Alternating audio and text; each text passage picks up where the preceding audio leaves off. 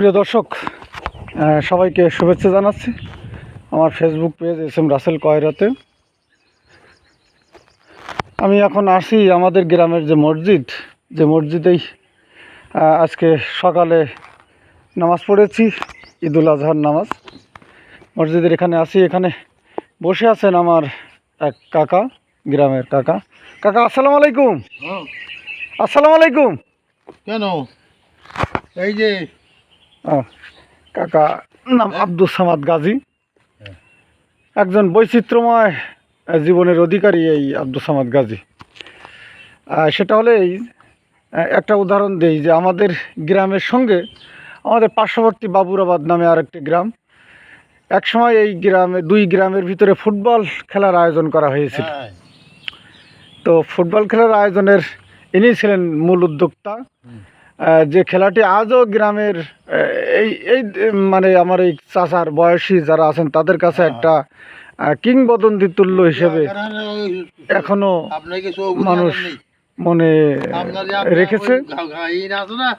তো মানে এখনো সেই খেলাটাকে সামাদ গাজীর খেলা বলে এই এলাকার আমাদের বাপচাচারা চেনে যে সামাদ গাজীর খেলা। মানে এত 7 গ্রামের মানুষ, আশেপাশের 7 গ্রামের মানুষের মাঝে সেই খেলাটা আজও স্মৃতি হিসেবে আছে।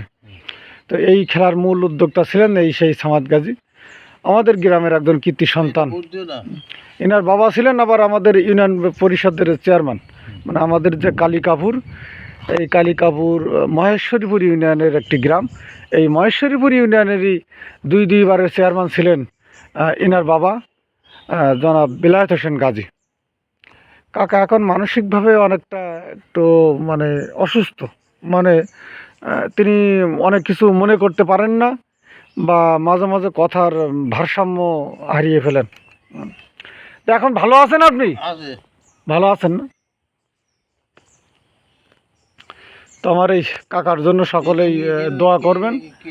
এছাড়া আরও অনেক অভিজ্ঞতা তার জীবনে আছে, এই সংক্ষিপ্ত ভিডিওর মাধ্যমে সেটা বলা সম্ভব নয়। একটাই ঘটনাই আপনাদের সঙ্গে বললাম, এরকম আরও অনেক ঘটনা আছে।